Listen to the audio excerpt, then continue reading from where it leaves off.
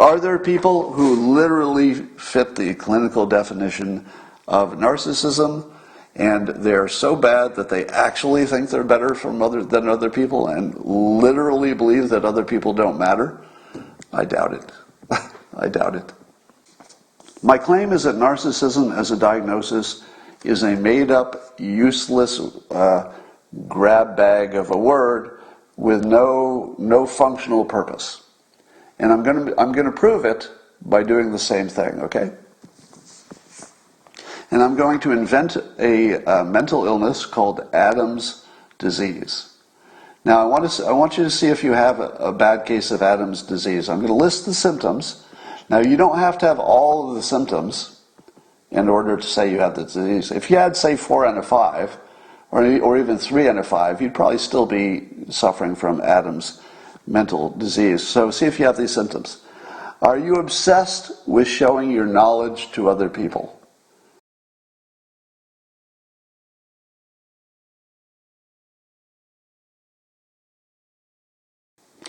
So I thought the news would be kind of quiet, so I decided to cause some trouble myself. I'm not proud of that, but something I do. So I tweeted that I'm really tired of seeing this word narcissism used in politics, but I also think it's BS in scientific terms as well. And with your indulgence, I would like to talk about the BS, which is narcissism and the psychology industry in general. So I'd like to debunk them a little bit. And here's how I started with this tweet, which I knew would draw fire, and it was drawing fire that I kind of wanted. I wanted to see what the argument was. So I said, narcissism is a junk science idea that comes from people with low self-esteem who want to believe people with strong self-esteem are the defective ones. So does that sound provocative enough yet? He goes, that's why there seems to be a so-called epidemic of narcissism going on. So it turns out there is actually an epidemic of narcissism. That's a real thing. So the psychologists have believed that this is a real thing, this narcissism, but now it's way worse. So suddenly, in just the last, I don't know what years we're talking about, let's say 10 years, I think in the last 10 years, the amount of diagnosed or supposed narcissism in this country, and maybe the world, but this country, has gone from 1 to 15. It's like 1% to 15% of the population. It's like there's narcissism everywhere. It's an outbreak of narcissism. Now that's your first red flag, right? Isn't it a red flag? Because it wasn't that much maybe that changed in society. But suddenly there are way more narcissists? Doesn't it feel like this is an observer problem? That's what I think it is. Here's what I mean by an observer problem. An observer simply believes that something is happening, and it isn't. So there's no problem with the thing they're observing. The thing they're observing is just fine. It's a problem with the observer who believes there's some big problem. Let me give you another example. When people call other people racists, what's wrong with that? Well, there's an embedded assumption when you call somebody a racist. Most of the time, the embedded assumption is that the person who's doing the accusing isn't a racist, right? I mean, why would you be a racist and then accuse somebody of being a racist? Like, that wouldn't make any sense. So, except some weird situation. But people who believe that you're a racist are under the impression that they're not. And here's the problem. You can't not be. That's not one of the options. It's just not one of the options. Because I've said this before. Your brain is a pattern recognition machine. You can't turn that off. There's no button on your brain that says, turn off pattern recognition. Can't be done. Nobody's wise enough, smart enough. And if you could turn it off, well, you'd be dead pretty quickly. Because pattern recognition is the basic operating system of your brain. It's just not very good. It is your operating system, it's buggy. So the way that you get bias and racism and all the problems that come with that pattern recognition is because we're all bad at it. It's not like you're bad at it and I'm good at it. You're bad at it and I'm bad at it. Because we're humans. If you're a human, you're bad at pattern recognition. That's built in. Sometimes you're right, and that's what fools you into thinking you're right on the other times. But you're all bad at pattern recognition. I'm bad, you're bad. All right? So if you're a racist and you're accusing somebody else of being a racist, you're just being bad at pattern recognition because you are one too. Maybe in little different ways. Maybe you don't say things out loud. Maybe you think them, but you are. Okay? So that's an observer problem. The problem is not that there is a person who is a racist or not. The problem is that the observer imagines a world where there exist racist and, here's the imaginary part, non-racist. They're just people who are racist about different things in different ways. That's about it. All right, but that said, while I believe that we're biologically inclined to racism, if you want to be a good person in the world, you will do what you can to use your higher sense of reason to tamp down whatever natural impulses you have from your bad pattern recognition. So we would all like to try to overcome our pattern recognition, but it's not really a thing. You can't really overcome it. All right. Let's talk about some of the definitions of narcissism. So Scott Barry Kaufman, who's a humanistic psychologist, came in to mock me on Twitter for my thought that narcissism is not real, and he said, narcissism and healthy self-esteem are very different from each other.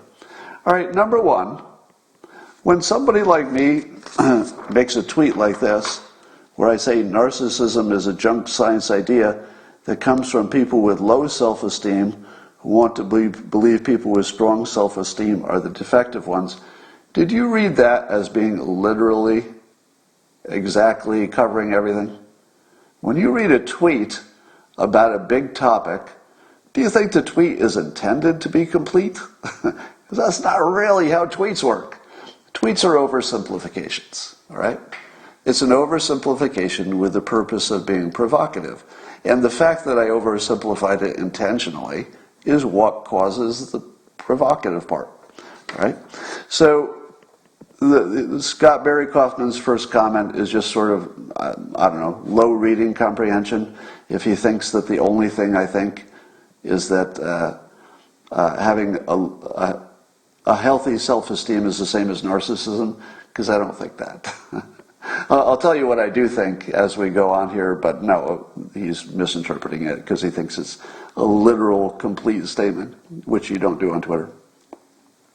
And then he says, also, I love it when non-scientists dismiss an entire area of study as junk science. Okay then, we'll stop doing the science and just defer to your wisdom because you know everything. So this was what he tweeted back to me while defending that narcissism is a real thing. And I thought to myself, I feel as if one of the symptoms of narcissism is everything in this tweet. Do you notice the first problem?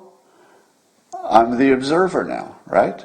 As the observer, I'm going to look at this statement by Scott Barry Kaufman, a man I've never met, never been in the same room. But as an observer, I observe the symptoms of narcissism clearly in this tweet. So, is he a narcissist? Because I have observed the symptoms? Let's go on. So, he thinks, let's give you the quiz. Let's find out if you are a narcissist. Take the quiz with me. I'll tell you what the symptoms are. Now you keep track of how many of these symptoms you have, and I'll do the same, all right? This is from the Mayo Clinic. It says narcissistic personality disorder, and some people on Twitter wanted me to know that there's a difference between calling somebody a narcissist on Twitter, which is sort of a general insult, versus the real clinical narcissistic personality disorder. And so some people were willing to agree with me so far as, yeah, we overuse the word, but at the same time we overuse the word, it can be true that there's a legitimate clinical diagnosis, it's a real thing. To which I say, nope, it's not a real thing in the clinic either. Now, I might be right, I might be wrong, but my claim is it doesn't exist in the clinic, doesn't exist in science, doesn't exist anywhere. It's just a completely made up thing that has no use, no function, no nothing. It's just an empty idea. All right, so let's see what the Mayo Clinic says about it. It says narcissistic personality disorder, blah, blah, blah, is a mental condition. What is not a mental condition? So everything your brain does is sort of a mental condition, okay? In which people have an inflated sense of their own importance. Do you see the problem already? People have an inflated sense of their own importance, according to the observer. Do you see it yet? It's an observer problem. If you tell me I have an inflated sense of my own importance, why the fuck are you the one who's right? Why can't I be right? Why isn't my inflated sense of my own importance perfectly accurate? Who are you to tell me that my importance is less than my own belief of my importance? I might be right. I might be wrong. But why are you more right than I am about my importance? Do you see it yet? Now we'll keep going, and you're going to see this observer problem over and over again, right? It says, this is also from the Mayo Clinic, says that you have a deep need for excessive attention and admiration. Who says it's excessive? You're observing me right now, live streaming to the world in front of two major platforms, because why am I live streaming and you're watching? Well, I'm live streaming and you're watching because I believe that what I'm producing is worthy of being watched. Okay? But if I believe that the thing I'm doing is worthy of, to use the Mayo Clinic's words, it's worthy of attention and, well, I wouldn't say admiration. That's kind of mind reading, isn't it? If somebody said that because I'm doing this, I clearly am chasing attention all the time. I do it in public. You know, most of what I do is to get attention. And I don't do it in any opaque way. I do it transparently.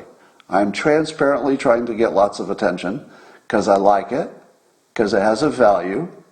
It's a value, I think, to you. It would definitely be a value to me. So who gets to tell me that was excessive? Is my need for attention excessive? Well, the observer says so. Maybe. But why is the observer right? Why can't the observer be somewhat of a mind reader in this case? Because what makes it excessive? If it works and it has a function and it's part of a strategy and a plan, it's part of my business model, who says it's excessive? That's an opinion. All right, let's go on. Another sign of a narcissist is that they have troubled relationships. What? Troubled relationships? Can you name anybody who doesn't have troubled relationships? Do you notice what's going on now? Now they're just throwing some BS on the pile because there's nobody who doesn't have troubled relationships. In fact, every mental condition in the world causes troubled relationships. All right, let's go on. How about a lack of empathy for others? Let me measure all of your empathy now. Okay. See, I'm seeing Brian with a Y. I'm looking into your mind now. Yeah, not much empathy in there, Brian. I'm sorry about you. Let me do another one. Havoc, user Havoc. I'm reading your empathy. Oh, you're good. Actually, you have lots of empathy. Now, I'll do somebody else. Okay. Joe, I'm reading your mind now. No, I'm sorry. You don't have not enough empathy in there. You see the problem again? It's an observer problem. How the hell do I know how much empathy you have? Moreover, how many different conditions create a lack of empathy according to other people? All of them. If you're an alcoholic, do you exhibit a lack of empathy for other people? Yes. If you're on the spectrum, do you exhibit a lack of empathy for other people? Yes. If you're a CEO, do you exhibit a lack of empathy for your employees? I hope so, because if you don't, you'd be a bad CEO. You have to do things that are bad to them to run the business, hoping there's a greater good that helps everybody in the long run, as capitalism does. All right, so imagining that you can see someone else's amount of empathy is mind reading, and it's frankly crazy. And I don't know how you could be a professional and think you could determine someone else's degree of empathy or if it's the right amount. That's purely an observer problem. They've compared your empathy to their own, right? That's exactly what happened. They imagined how much empathy they had, and they said, well, that's the normal amount. Then they read your mind, because they can't possibly know how much empathy you have, and they determined, yeah, compared to mine, you don't have enough. So therefore you have a mental disorder. It's crazy. It's absolutely crazy that we put up with this kind of bogus science. All right, how about this? That behind these are definition of a narcissist again, if you're just joining me. Behind their mask of extreme confidence lies a fragile self-esteem that's vulnerable to the slightest criticism. So, do you know anybody who is vulnerable to the slightest criticism? Yeah, there's a category of people that I don't know if you've met any of these, and I don't know if this is actually a psychological designation or what, but there's an entire category of people, and there are a lot of them, who are almost to a person in that group quite vulnerable to the slightest criticism. They're called women. Have you heard of them? They're everywhere. If you go outside, that's pretty much half of everybody in the world is a woman. Have you ever met a woman who is not vulnerable to the slightest criticism? No, you haven't. No, you haven't. You've never met a woman who was invulnerable to criticism, even slight ones. Now, is that because women are weak and can't take criticism? Well, there's another group of people, and there are a lot of them, who are they're kind of sensitive to criticism. They're not women. It's another group. And they don't like it when they get criticized, and it bugs them. Do you know what they're called? Men. Men. Have you ever met a man that liked criticism? I get a lot of it. I don't like it. But I find you get used to it, and then you can just deal with it easily. So I would say that dealing with criticism has more to do with practice. I've simply had more practice dealing with criticism than other people, so it probably bothers me less. Is it because I'm awesome? Is it because I'm the only person here who doesn't have a mental problem? And the rest of you're all bothered by criticism more than I am. So, sorry. I'm the only one here who's not a narcissist. All the rest of you clearly meet the definition of being bothered by slight criticism. Wait, who gets to decide what is a slight criticism? Oh, you see it again? Bothered by slight criticisms? Who gets to decide how big the criticism is? The observer. That's right. The observer gets to decide that, that was a slight criticism. Would the observer think the same thing if they had been on the other end of that slight criticism? There's nobody who doesn't get bothered by criticism. It's built into us. Now, I know you're going to say it's a matter of degree, and then I'm going to say, well, that's a matter of opinion.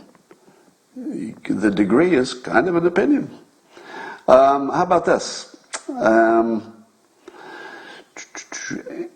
let's see, a narcissist, you have problems with your relationships, problems at work, school, and in your financial affairs. Does that describe anybody else? You just described almost everybody I know.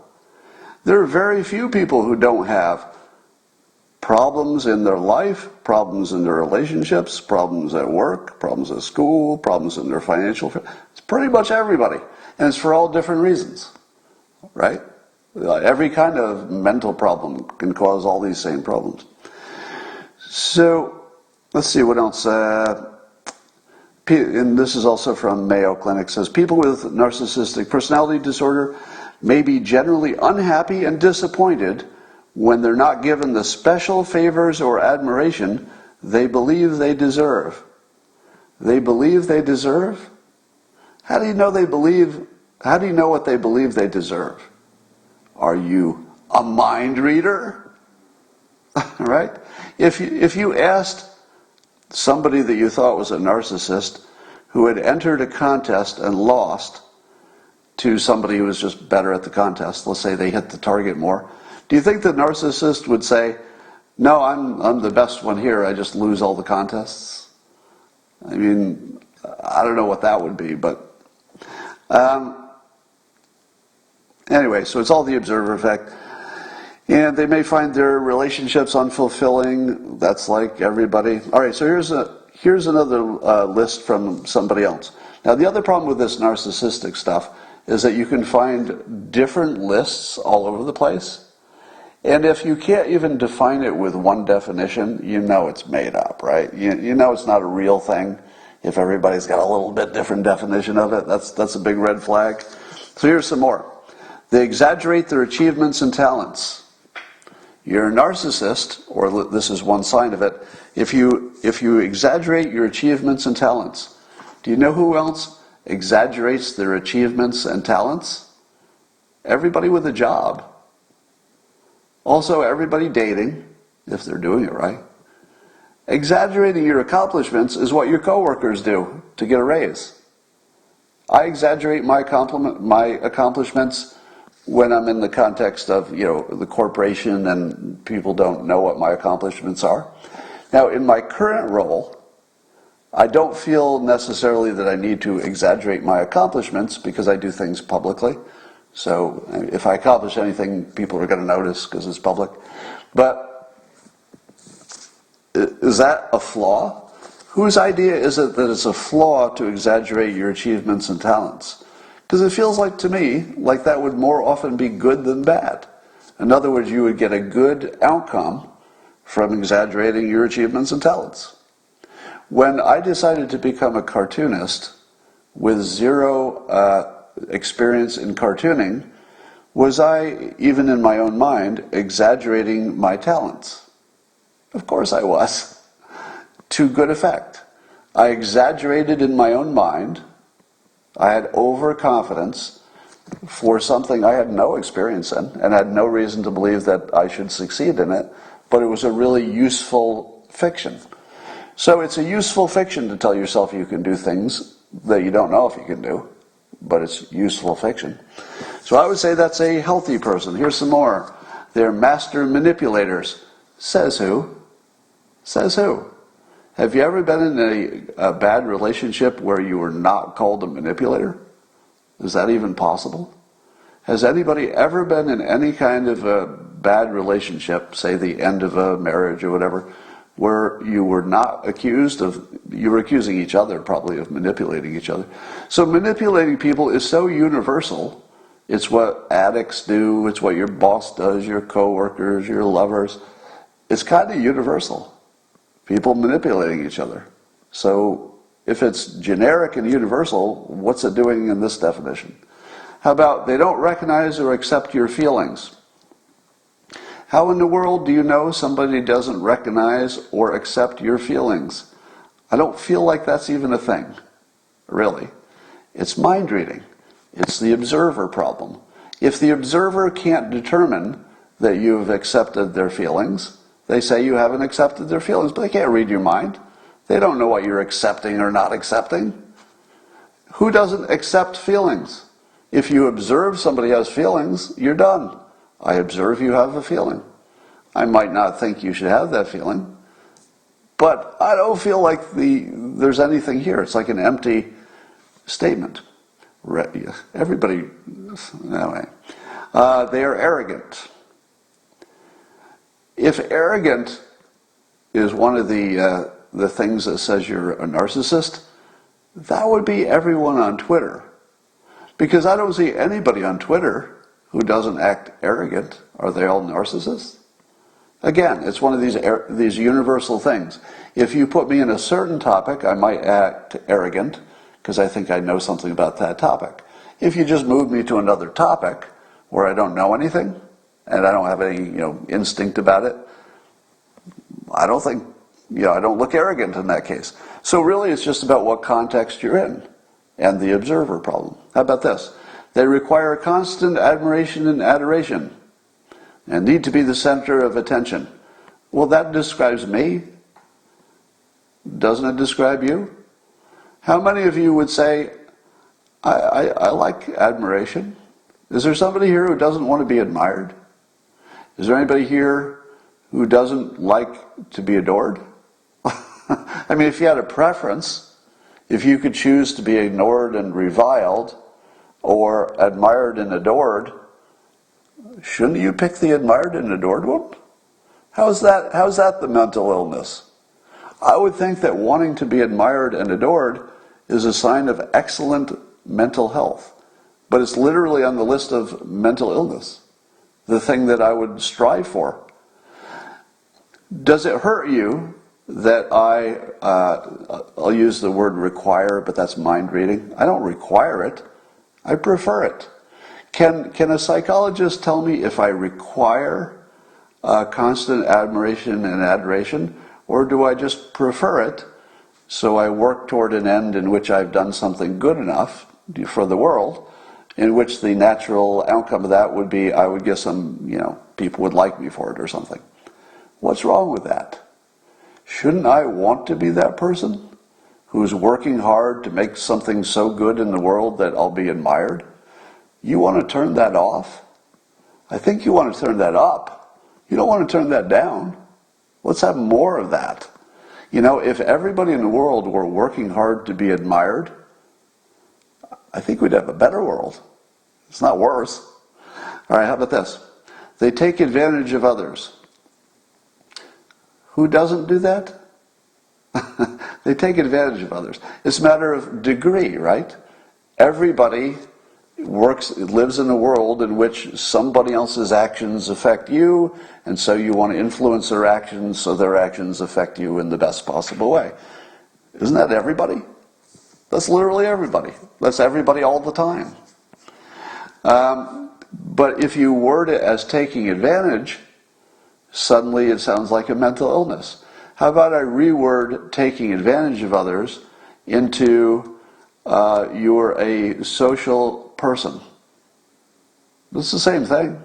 If you live in a social situation and you're a social person, you are taking advantage of others, and they are sometimes taking advantage of you, and when you sum it all up together, it works really well. It's an opinion from the observer that somebody has taken advantage of someone. Now, obviously, if it's abusive, that's something else. They believe they are superior. Do they? Do you think that you could find anybody who has been diagnosed by an actual psychologist, let's say a psychiatrist, let's say the highest level of training, and they diagnose somebody as a narcissist? And then do you think that if I went and talked to that narcissist privately and I said, hey, narcissist, do you believe you are superior to other people? Do you think that narcissist would say, yeah, I do. I do think I'm superior to other people. Now, suppose they did say that. Here's my follow-up question. Well, do you believe that you could play basketball better than an NBA player? What would they say? Would the narcissist say, yeah, as a matter of fact, I've never played basketball, but I could play better than Michael Jordan? Would they? No, they wouldn't. They'd say, I wouldn't be good at basketball for a variety of reasons. I might be good at some other things. But if you said to them, let's hear your singing. Are you the best singer in the world? You're superior to everybody and you're singing? Would the narcissist say, yeah, I've never sang, but I'm pretty sure I would be? No, they wouldn't. They wouldn't. There's literally no one on the whole planet who meets this definition and they believe they are superior. There are only people who believe they're good at some things. That's it. There's nobody who believes they're better at everybody at everything. And if they were, narcissism wouldn't be the problem. They would just be flat out, super crazy. And then it gets into weird stuff about where they come up with the reason that you're this narcissist. And this is where it gets really batshit crazy, all right? Here are the official reasons that you might be a narcissist, okay? So it's not fully understood how a person becomes a narcissist. Duh. If it's not fully understood, that's another red flag, all right? But the claim is that they have these common background influences, so that maybe that's not a coincidence. And they say that common influence is usually a parent who gives them excessive pampering or excessive criticism in childhood years. Or they might come from a broken home, etc. To me, that all looks like false correlation because I imagine there are lots of things that are correlated. That's all I see there. They substituted lack of love and support from a parent by overemphasizing their own worth. None of that sounds real. It doesn't even sound a little bit real. It sounds like stoned people talking. There is so little science in this that it's laughable. Now let me summarize it this way. My claim is that narcissism as a diagnosis is a made-up, useless grab bag of a word with no functional purpose. And I'm going to prove it by doing the same thing, okay? And I'm going to invent a mental illness called Adam's disease. Now I want you to see if you have a bad case of Adam's disease. I'm going to list the symptoms. Now you don't have to have all of the symptoms in order to say you have the disease. If you had, say, 4 out of 5, or even 3 out of 5, you'd probably still be suffering from Adam's mental disease. So see if you have these symptoms. Are you obsessed with showing your knowledge to other people? Are you obsessed with showing your knowledge to other people? For example, at work, if you have some knowledge and it's needed for your business, do you present your knowledge to other people? I'll bet you do. I bet you do. If you get in an argument with your spouse or lover and there's a fact that is important to the conversation, do you bring it up? I'll bet you do. I'll bet you're obsessed with facts. Do you know why I say you're obsessed? It's the observer problem. You might say, I use facts because facts are kind of important for thinking. And I do display my knowledge because everybody does. Sure, but I think you're obsessed with it. I think that you have an unhealthy obsession with showing your knowledge. And how do I prove that? Because compared to me, because I define myself as normal, but you look a little obsessed with that showing your knowledge thing. Sure, we do the same thing. I show my knowledge to people, you show your knowledge to people in about the same amount. But I feel like I just do it when it's necessary. But you do it because you're obsessed. You know why? Because I can read your mind. Oh, I'm reading your mind. Yeah, you're obsessed by it. I just do it. But you're obsessed. How about this? Symptom number 2. You don't always sleep well. Is there anybody here who has ever had trouble sleeping? Yeah. That is one good sign of Adam's disease. How about this? Do you often think that you are right and that others are wrong? Has that ever happened to you? Do you ever feel that you're right on a topic and somebody else is wrong? If you do, that doesn't seem healthy to me. That feels like a symptoms of Adam's mental illness. How about this? Do you sometimes think you have skills that other people don't have? Maybe because they've never tried to do those things. Do you think that? That's a little sketchy, isn't it? That you think you have some skills That other people have less of those skills? A little bit arrogant. A little bit arrogant. Yeah, I don't think that's good mental health. Do you ever pursue your self-interest even at the expense of others? Do you? Do you pursue your self-interest at the expense of other people like you don't even care about them? For example, have you ever accepted a promotion at work? Because if you have, I feel like you put yourself above all the other coworkers. Oh, you're so special that you would accept a promotion given to you by your boss. Because why? Because why? You think you're special. If you didn't think you're special, you'd say, hey, boss, maybe other people are more qualified. You know, maybe someone else should have it. Because if you get that promotion, no one else can get it. You are being purely selfish if you get that promotion. Because there's only one. If you get it, somebody else didn't get it. Why do you think you deserve it? You suffer of Adam's mental illness. How about this? Do you accept my feelings, or do you not accept my feelings? I don't think you accept my feelings, and I feel that that's a sign of mental illness on your part. Why can't you accept my feelings? I'll give you an example. I feel that you should sell all of your possessions and then take the money that you got from it and give it to me. What? What? I feel like you're attacking me now. Hold on. All I said was you should sell all your possessions, take the money that you get from them and give it all to me.